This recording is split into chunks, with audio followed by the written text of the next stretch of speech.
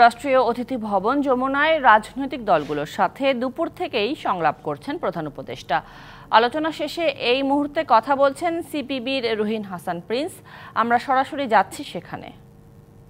সৎ উদ্দেশ্য যদি সফল করতে তারা না পারে, আরও বেশি দেরি হয়, তাহলে অপশক্তি যে কোনো সময় যে কোনো ঘটনা ঘটাতে পারে, সেই কথাটুকু তাদেরকে আমরা মনে করে দিয়েছি।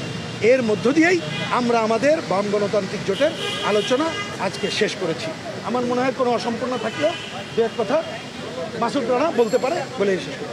জি, সংস্কার যে বললাম, আচ্ছা, এটা মাসুদ রানা বলছেন। সংস্কার কমিশন নিয়ে আমাদেরকে যেটা জানিয়েছে যে এই সংস্কার কমিশন নিয়ে আমাদেরকে যেটা জানিয়েছে যে 6টা সংস্কার কমিশন গঠন করা হয়েছে। এই সংস্কার কমিশনগুলো আপনাদের সাথে আপনাদের মতামতের ভিত্তিতে আপনাদের মতামত নিয়েই এই কমিশনের রিপোর্ট তৈরি করবে এবং রিপোর্টের ভিত্তিতে আবার আপনাদের মতামত নেওয়া হবে। যতটুকুতে আমরা একমত হতে পারবো সেই একমতের ভিত্তিতে আমরা সংস্কার করব এবং এই প্রক্রিয়া আমরা নির্বাচনের দিকে যাব। আমরা এই জন্য তাকে ধন্যবাদ জানিয়েছি। আমরাও এই কথা মনে করি যে আপনার যতটুকু সংস্কার করার সুযোগ আছে